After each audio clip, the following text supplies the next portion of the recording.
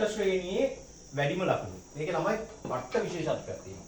පට්ට විශේෂත්වය කියන්නේ මම දැන් මේ ක්ලාස් කරන්න අරගෙන හරිද දැන් අපේ පාසලේ ළමයි විවිධ පන්ති වලට යනවානේ.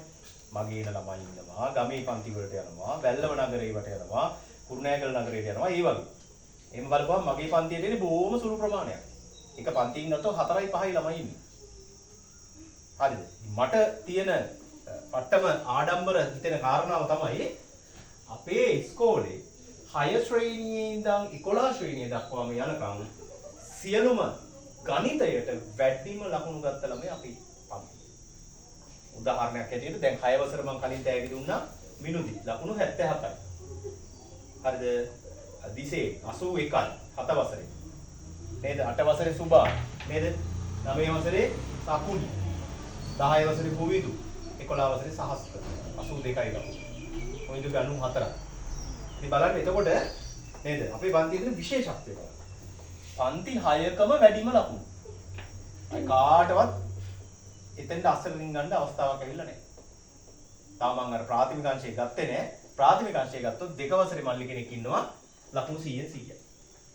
එහෙන් බලපුවම පන්ති 7ක අපේ පාසලේ වැඩිම ලකුණු ගත්ත ළමයි මගේ පන්ති වලට තමයි සහභාගී වෙන්නේ. හරිද? ඒක ගොඩක් අපි දෙගොල්ලොම එකතු වෙලා කරපු වැඩක්. නේද? මමත් සෑහෙන්න මහන්සි වෙලා ටියුට් ගොඩක් හදලා දීලා නේද? ප්‍රශ්න පත්‍ර ගොඩක් හදලා දීලා ඇත්තම කිව්වොත් අපි විභාගෙට යන්න කලින් ප්‍රශ්න පත්‍ර 10ක් විතර ලියලා තමයි ගියේ. හරිද? ඒ හින්දා ඔය අලුතෙන් ආපු ළමයිට ඒව ඔක්කොම කරගන්න බැරි වෙන්නේ නැති. ඒක නිසා ලකුණු ප්‍රමාණය අඩු වෙයි. ඉතින් මුලින් ඉඳන් එක දිගටම ආපු ළමයින්ගේ හරිද ඔය ප්‍රශ්න පත්‍ර 10ක් විතර ලියලා ගොඩක් ටියුට් වල ගණන් හදලා නේද? ගුටිත් කාලා නේද? ගණන් වැරදුනහම අපි ගහනවනේ. ඊතර වැඩ කරේ නැත්නම් ගහනවා. නේද? අනිත් එක තමයි අපේ පන්තිය පටන් ගන්නවා එකමාරට සෙන්සුරාදානේ. සෙන්සුරාදා එකමාරට පටන් ගත්තාම අපේ පන්ති වල ඉවර වෙන වෙලාවක් නැහැ. ඉවර වෙන්නේ ගණන් ටික හදලා ඉවර වුණා. නේද? Taman ගණන් ටික හදලා ඉවර නම් Tamanට ගෙදර යන්න පුළුවන්. අන්න එහෙම තමයි අපේ පන්ති වල විශේෂ ඉගැන්වීමක් කරේ. නේද? ඒකෙදි විශේෂයෙන් මතක් කරන්න ඕනේ මේ තියෙන්නේ සුද්ධෝ පවුලේ කන්‍යාරාමේ 9 ශ්‍රේණිය. වැඩිම ලකුණු ගත්ත ළමයාත් අපි අතර ඉන්නවා. හරිද? වැඩිම ලකුණු ගත්ත ළමයාත් අපි අතර ඉන්නවා. ඉතින් එකම එක ළමයා ඉස්කෝලේ මගේ ඉන්නේ. හරිද? ඒන ළමයාත් පන්තියක වැඩිම ලකුණු ගත්ත තැනට යොමු කරන්න පුළුවන් වුණා කියන්නේ ගොඩක් හොඳයි. හරිද? තව 10 වසරේ ඉන්නවා ඉංග්‍රීසි මීඩියම් කරන අක්කා කෙනෙක්. මොකද? ලක්දාස් ඉස්කෝලේ. ඒ 10 පන්තියේ වැඩිම ලකුණු.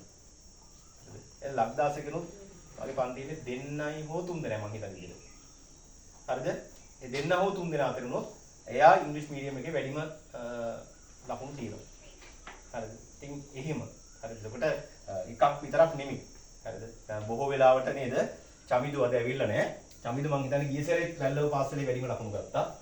මේ සැරේ චමිදු වැල්ලව පාසලේ වැඩිම ලකුණු අරන් ඉන්නේ. තාම එයාගේ ලකුණු කොහොමද කියලා දන්නේ නැහැ. අද ඇවිල්ලා නැහැ. හරිද?